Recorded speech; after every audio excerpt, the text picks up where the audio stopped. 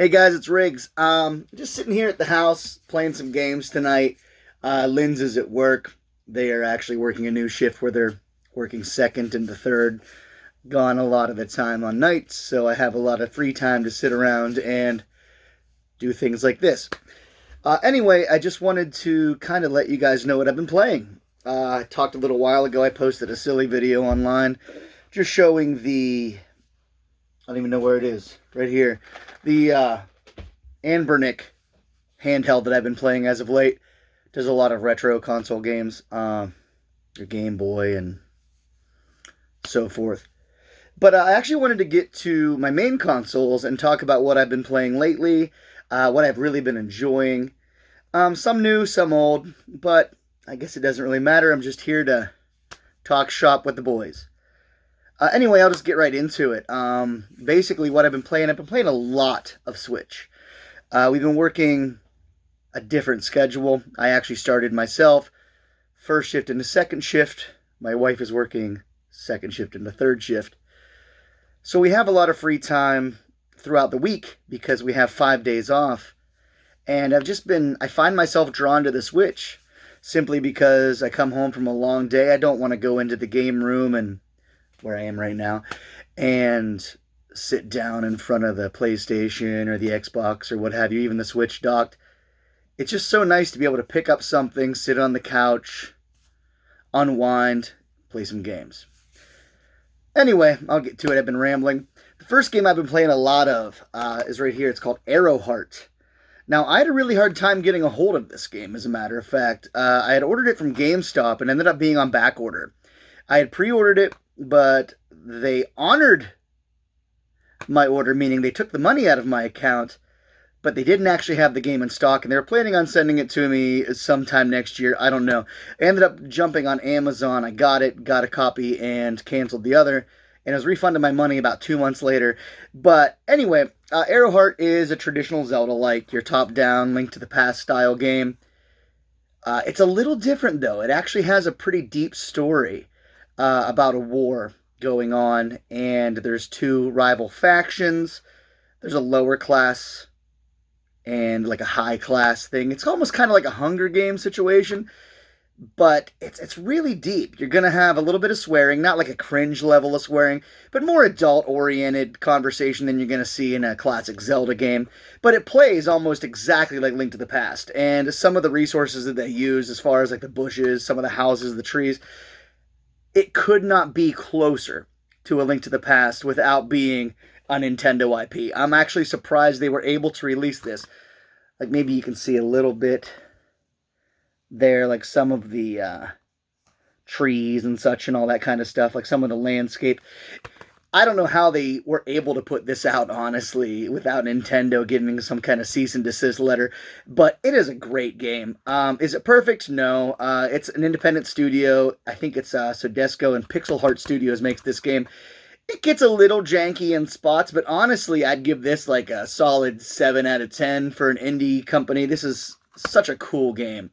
I've been jumping in and out of that one. The main games I've been playing as of late, this one for sure, Harvestella. Now, I initially played the demo. This is a Square Enix life sim, farming sim, action RPG. Much more in the action RPG aspect, but I'll get to that in a minute. They put this out as a demo, and when I played the demo, I wasn't sold. It kind of seemed like a Master of None style of game, where they tried a lot of things, but they didn't really knock it out of the park with any of them. The farming is simplified when you compare it to games like Stardew or even Harvest Moon, Rune Factory, things in that like.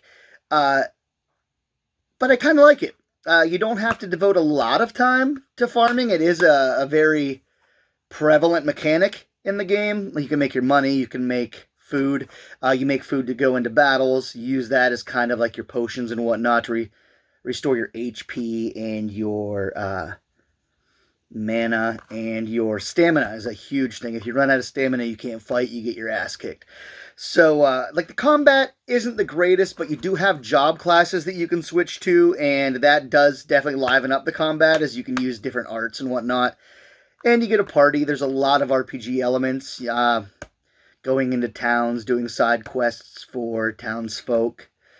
dungeons. There's a time mechanic like there is similar to Rune Factory and Stardew that I mentioned previously, but it doesn't really bother me. I have kind of a routine I get into every day. I do a little bit of fishing. I check my garden, see if anything's grown. Obviously, water things, tend to my animals, and then go dungeon diving. Like, this is just such a cool game. I didn't like the demo, but I took a chance on the full game as I heard from Lex, actually, that they ironed out a couple things. And honestly, I could not be happier with this game. It's actually going to be in my top 10 of the year. I don't know where, but it's pretty high. I really like this game, and I'm glad that I picked it up. Next, since we're still talking about Switch, I'm actually going to get into probably what kind of just came out of nowhere and became one of my favorite franchises of all time.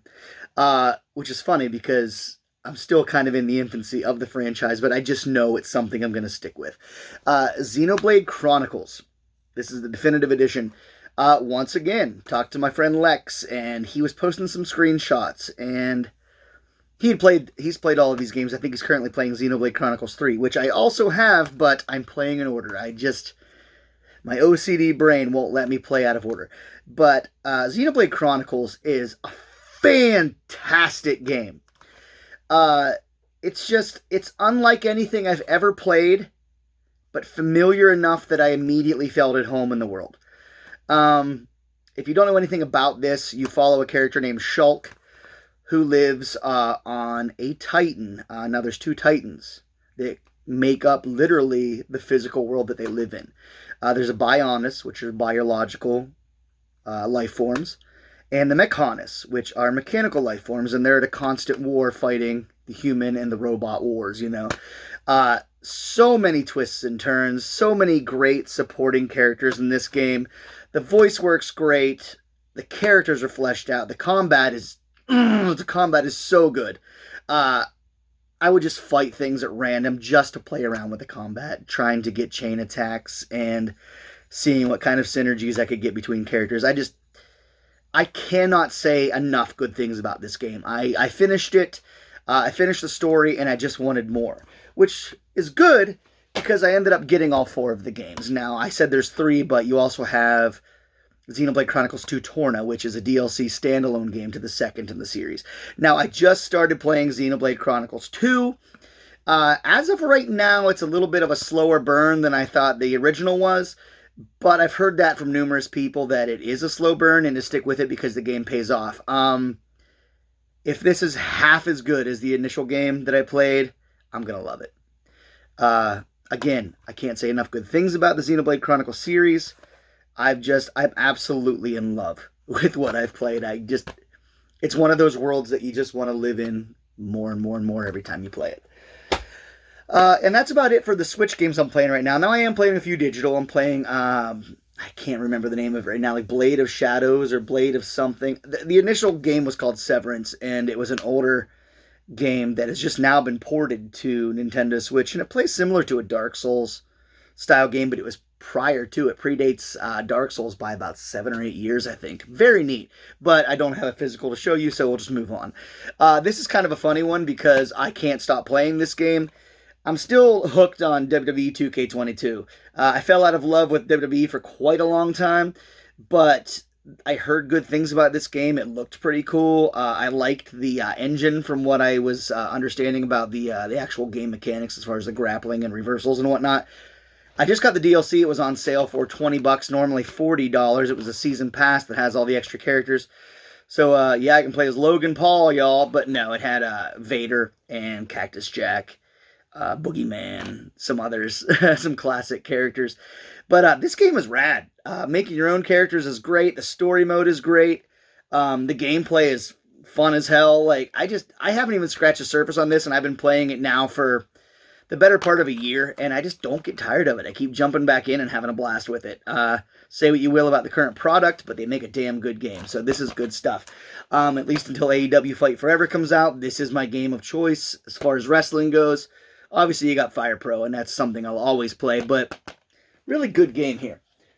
Another one that I've been playing right now, it actually just won Indie Game of the Year at the Game Awards the other day, and I think it was well-deserved. Now, I did have Vampire Survivors and Tunic a couple other games I'm actually playing on Game Pass.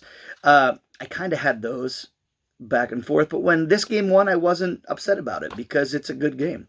I've been playing Stray. Now, I got this a few months ago, and backlog, and there's other backlog over there. I hadn't really got around to it. I started playing it a few days ago, and holy shit, like, it's such a neat game. If you love cats, if you love our four-footed friends, little furry ninja assholes. I mean, some are, some aren't. Mine definitely are. This game is just so cool. I remember when I first played Snake Pass, and I was like, oh, it's so cool. Like, I feel like I'm controlling a snake. I feel like a snake. I'm moving like a snake. This does the same thing for cats. Like, it's just really neat. Like, you don't play a game like this. You're always playing some kind of, badass with a gun or a warrior with a sword, or you're running around as a cat. You don't have any stakes in the game. You're just trying to do cat stuff, I got a trophy the other day for knocking stuff off a counter. I got a bag stuck on my head. Now, it's not all silly. There actually is an underlying story. It's a set in a post-apocalyptic world. Let's try that again, right? And it's just really cool. It's a neat game. It's another one kind of like Xenoblade. It's one not like Xenoblade, but it's something I've never played before. It's something completely different, and it's thrown me for a loop. Now, this game was only about 8 to 10 hours. I've put probably 5 to 6 in it, so I got to be nearing the end game, but I'm happy with what I've played. It's really cool. It doesn't overstay its welcome, but it does some really neat things. Now, I'm sure I could go back and explore stuff and find more, but I'm just having fun kind of like freestyling it and seeing where it takes me. Very cool game, and definitely deserving of the Indie Game of the Year. I didn't even know this was an indie studio when I first played it because the quality is so high. And last but not least, I could go through a million games here, but I'm going to go with one that I just got. I had actually never heard of this game and kind of stumbled on it by accident because I thought my wife would like to play it, being a huge fan of this character, but I ended up really liking it too, and it's just fun. And that's on Xbox One. I am playing Deadpool right now. Now, I've seen online this going for quite a bit on eBay and stuff, being that it is a bit of an older game. I got it for $15 on GameStop, which I got it pre-owned, and when you buy pre-owned GameStop, you sometimes get their little makeshift covers. I think I have a few. Yeah.